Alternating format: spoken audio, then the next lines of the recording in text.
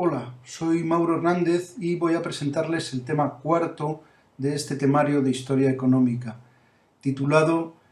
Expansión y crisis en la Europa moderna entre aproximadamente 1450 y 1650. Este tema gira en torno a 5 grandes temas centrados en la Europa moderna, es decir, la Europa que va de los siglos XVI, XVII y XVIII, aunque fundamentalmente nos centraremos en el periodo desde la segunda mitad del siglo XV, en que ya se empiezan a sentar las bases de los desarrollos de esta Europa moderna, y acabaremos fundamentalmente tras la crisis del siglo XVII, es decir, hacia 1650 aproximadamente. Como digo, el tema se centra en 5 grandes asuntos que empiezan por la expansión europea, que va a hacer que Europa deje de ocupar una posición periférica en el mundo y pase a servir de puente entre distintas economías muy alejadas en prácticamente todos los continentes. En segundo lugar, y relacionado con esta expansión europea, es la aparición de los estados nacionales en Europa, que van a ser una de las fuerzas impulsoras de esta expansión a través fundamentalmente de la competencia entre estados de dimensiones pequeñas o medianas en comparación con los grandes imperios territoriales, tanto de la antigüedad como los que existían en Asia en este momento. El tercer gran tema o gran asunto de este temario es analizar las dos grandes coyunturas que se producen entre los siglos XVI y XVII, fundamentalmente una coyuntura de expansión entre finales del XV y finales del siglo XVI, y una coyuntura de fuerte crisis que tendrá consecuencias a largo plazo, como analizaremos, en el siglo XVII, a partir fundamentalmente de la década de 1620. El cuarto asunto que se abordará tiene que ver con las transformaciones en el comercio internacional que se dan en este periodo. Aparecen nuevos productos que van a ser objeto de intercambio, nuevas rutas, nuevo tipo de empresas, y todo esto va a producir unos cambios que van a tener repercusiones de importancia. Por último, como resultado de estas transformaciones en el comercio internacional, en la aparición de los estados, en la expansión y también en la gestión de la crisis del siglo XVII, se va a ir produciendo una transición hacia una nueva forma de organización económica, un nuevo sistema económico, que es el capitalismo. Aunque la sociedad de esta época sigue siendo predominantemente feudal, hay elementos en las ciudades, en el desarrollo de la actividad del Estado, en el comercio internacional, en el comercio en general, que van introduciendo elementos de una nueva forma de organizar la economía, que es a lo que llamamos capitalismo. En suma, todo esto es lo que vamos a tratar en este tema tercero, y esperamos que sea de su interés.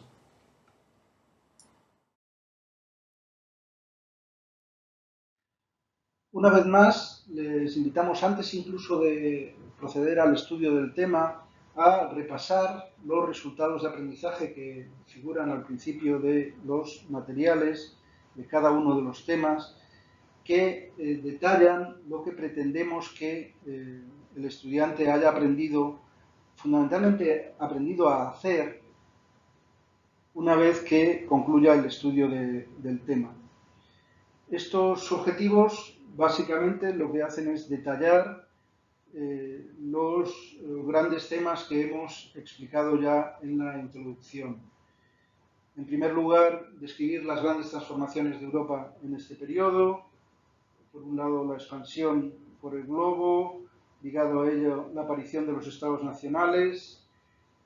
las transformaciones en el comercio internacional y también la secularización del conocimiento y de la técnica, es decir, cambios culturales que, aunque se verán solo tangencialmente, tienen una importancia notable.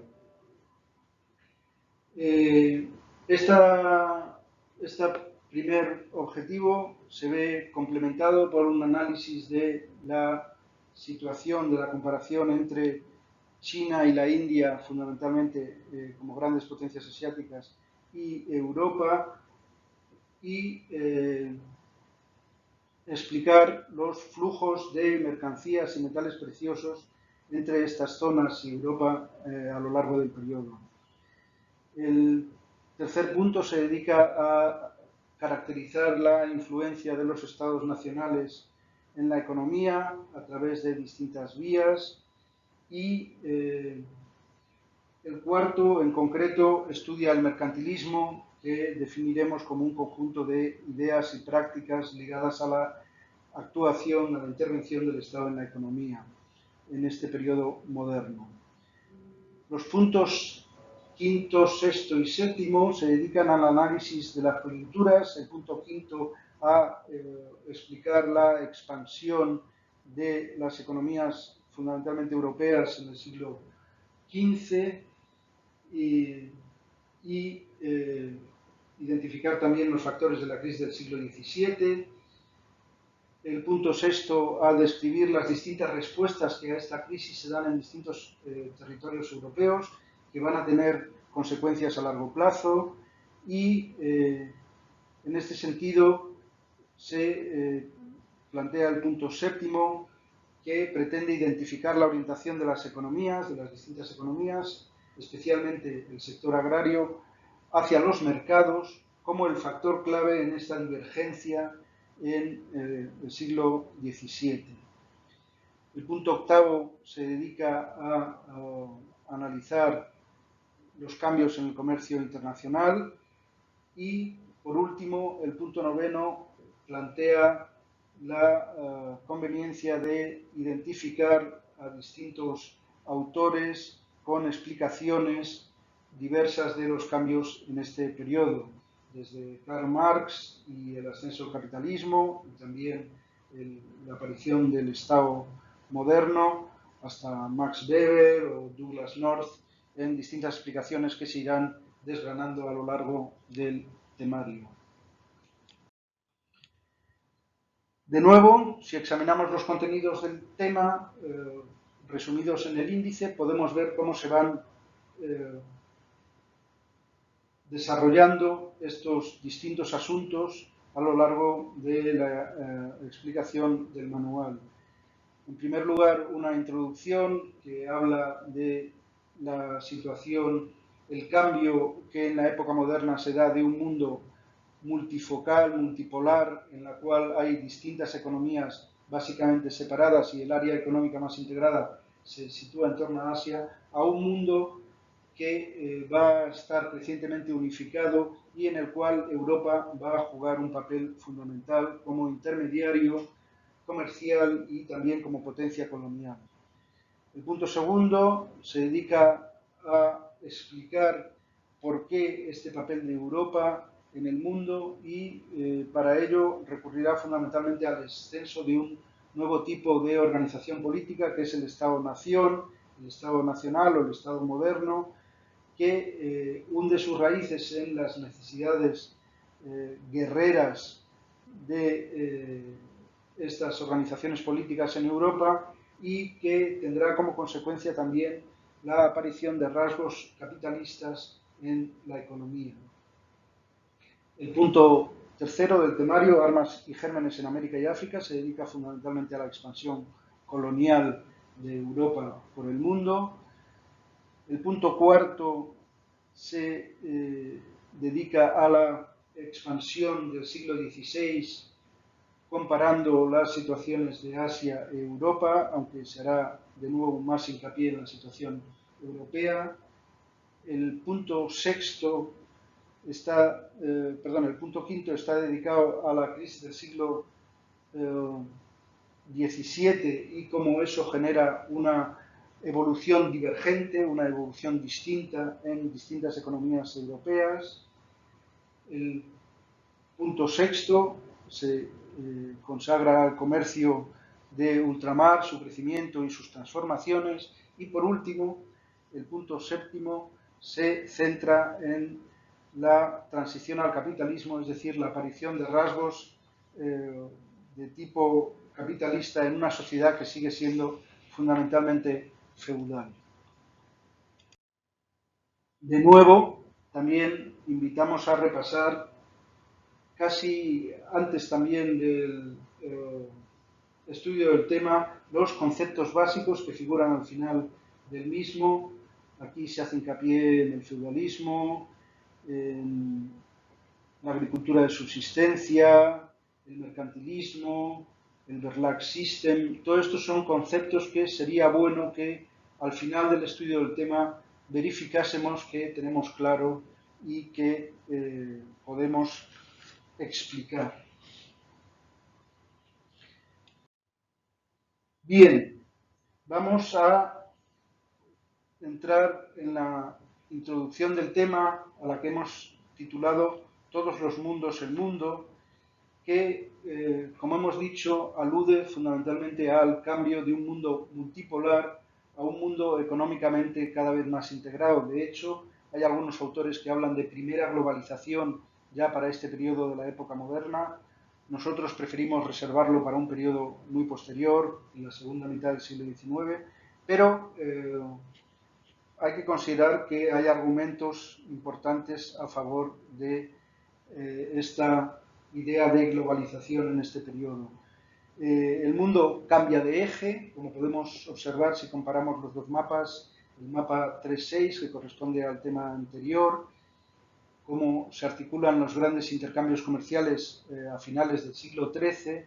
frente a cómo se articulan esos mismos intercambios en el siglo XVIII, ya en 1755.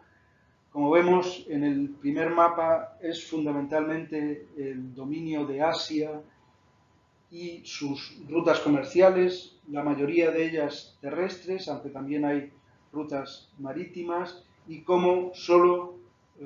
periféricamente Europa ocupa un papel en estas redes. Sin embargo, en el siglo XVIII, Europa ocupa ya un papel central en los intercambios entre los distintos continentes y alcanza con sus naves y sus comerciantes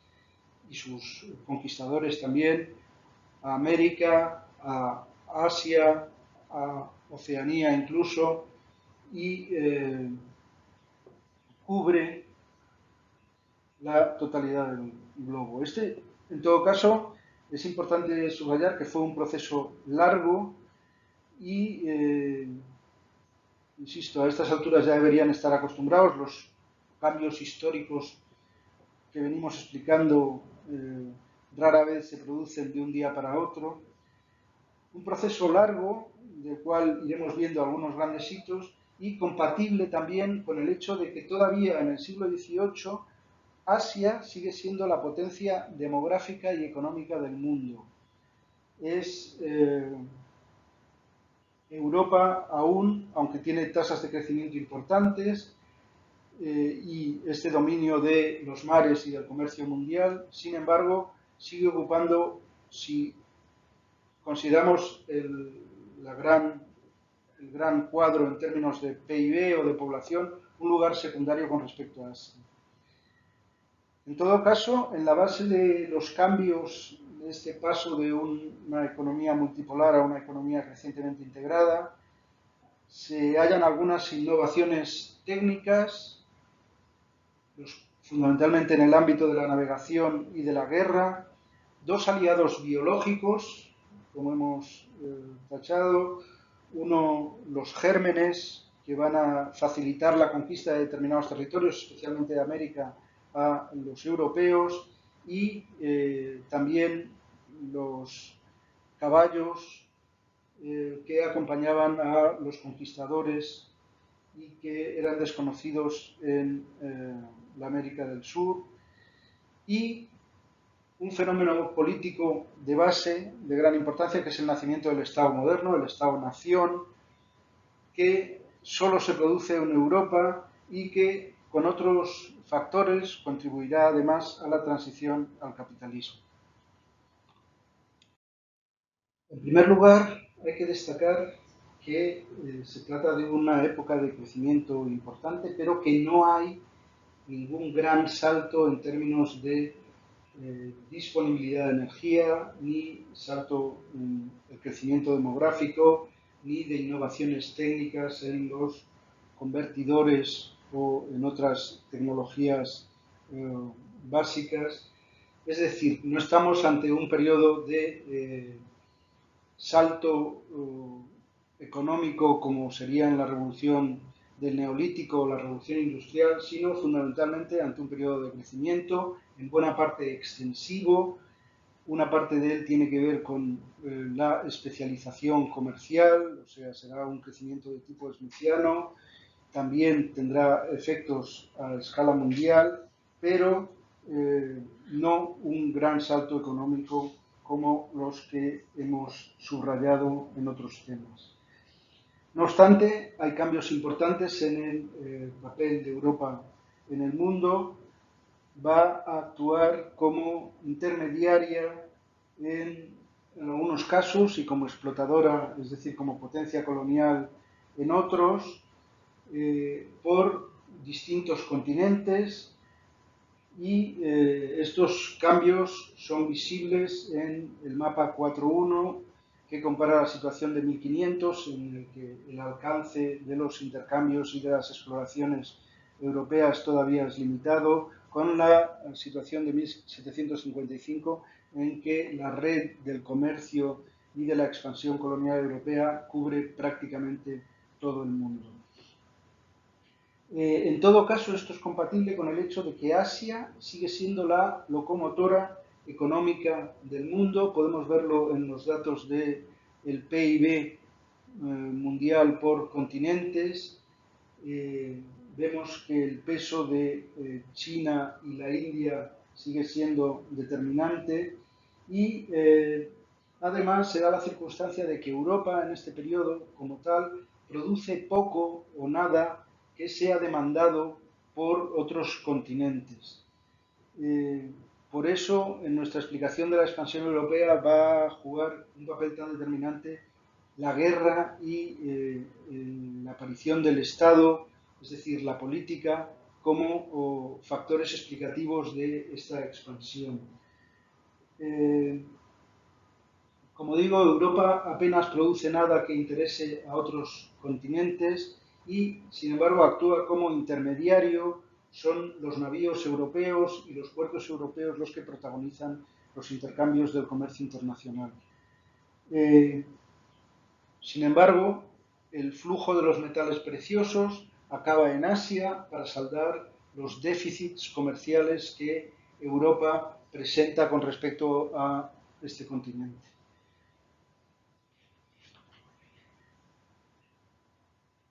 Europa, en todo caso, ha conseguido mejorar sustancialmente su situación a lo largo del periodo, con un crecimiento demográfico sostenido, con la obtención de inmensas riquezas de América en forma de metales preciosos y también de África en forma de mano de obra esclava que explotará en las plantaciones americanas fundamentalmente, y es la protagonista, como decimos, del comercio mundial. Esto ocurrió, insisto, sin grandes cambios tecnológicos ni grandes cambios en la disponibilidad de la energía. Por tanto, lo que ocurrió fundamentalmente es que Europa se mostró particularmente dotada para la guerra, a través de innovaciones técnicas en la navegación y en el armamento, y ligadas a ellos la apertura de sus mercados y el acceso a materias primas a través de la conquista colonial. Son, por tanto, los cambios institucionales, fundamentalmente un nuevo tipo de Estado, lo que explica este nuevo papel de Europa en el mundo, y por ello vamos a dedicar a continuación algún tiempo a explicar estos cambios institucionales y políticos en Europa y sus repercusiones.